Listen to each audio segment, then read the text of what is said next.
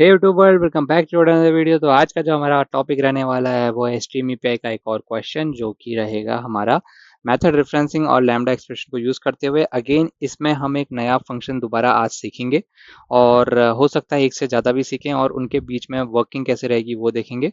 ठीक है। तो क्वेश्चन का स्टेटमेंट क्या रहेगा? क्वेश्चन का स्टेटमेंट रहेगा कि इंटरव्यूअर आपको देगा एक लिस्ट ऑफ स्ट्रिंग्स जिसमें आपको सबसे लॉन्गेस्ट स्ट्रिंग रिटर्न करनी है। ठीक है। ये एक छोटा सेगमेंट है लीड कोड की एक प्रॉब्लम का, वहां पे आप अपना खुद का फंक्शन बना सकते हो और इसको यूज भी कर सकते हो। ठीक है। तो एज सबसे पहले हम क्या करते हैं, हम सबसे पहले स्ट्रीम ही बनाते हैं .strem। ये तो सारे क्वेश्चनों में जरूरी है। ठीक है। स्ट्रीम बनाने के बाद क्या करेंगे, स्ट्रीम बनाने के बाद मैं क्या करूंगा, इसको मैप करूंगा। क्यों? क्योंकि मेरे को लेंथ कंपेयर करनी है। Give the maximum length of the name. जैसे डेविड, डेविड की कितनी है, 1 2 3 4 5। ठीक है। 5 है तो 5 कंपेयर होगी इससे, फिर इससे, फिर इससे, फिर डम्बल डोर से। तो डम्बल डोर जो है यहाँ पे 10 वर्ड्स का है बेसिकली। ये 10 वर्ड्स का जो वर्ड है डम्बल डोर, ये रिटर्न होना चाहिए, मतलब इसका काउंट रिटर्न होना चाहिए, या स्ट्रिंग भी रिटर्न करा के दे सकते हो, वो तुम्हारे ऊपर है। ठीक है।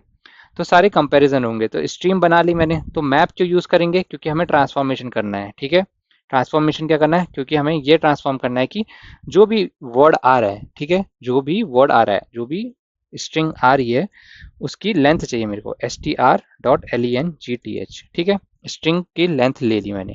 अब स्ट्रिंग की लेंथ ले ली, ये क्या करेगा, ये अगेन मेरे को एक स्ट्रीम रिटर्न करेगा। अब इसमें से क्या करूंगा मैं, कंपैरिजन करना है। लेट सपोज इनिशियली 0 था, अब क्या रहेगा, डेविड आ गया, 5 आ गया, तो अब मेरे को मैक्स चाहिए। मैक्स किसके बीच में चाहिए?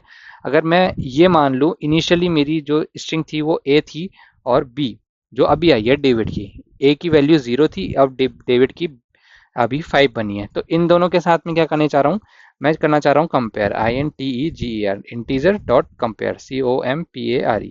ठीक है। कंपेयर करूंगा किस किस को, ए को और बी को। ए और बी को कंपेयर करके उनका मैक्स ले रहा हूँ मैं यहाँ पे। ठीक है। क्या ले रहा हूँ? मैक्स ले रहा हूँ। और क्या करूंगा, मैक्स लेने के बाद इसको, ये बेसिकली क्या रिटर्न करेगा, देखो ये ऑप्शनल रिटर्न करेगा।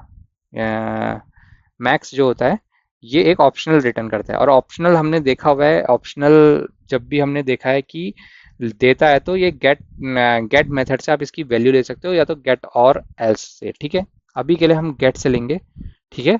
गेट से हमने इसकी वैल्यू ले ली। ऑप्शनल जब भी रिटर्न करेगा ना, ये फंक्शन आप इंटरव्यू में भी एक्सप्लेन कर सकते हो। अगर डाउट जा रहा है तो इसको होवर करके चेक करो, ये ऑप्शनल रिटर्न कर रहा है तो गेट यूज कर लो। ठीक है। अब ये गेट यूज करेगा और क्या रिटर्न करेगा, एक वैल्यू रिटर्न कर रहा है बेसिकली। तो इसको मैं क्या नाम दे देता हूँ, max name length, LENGTH is equal to this. ठीक है। और इसको मैं थोड़ा सही कर लेता हूँ कोडिंग को इस तरीके से।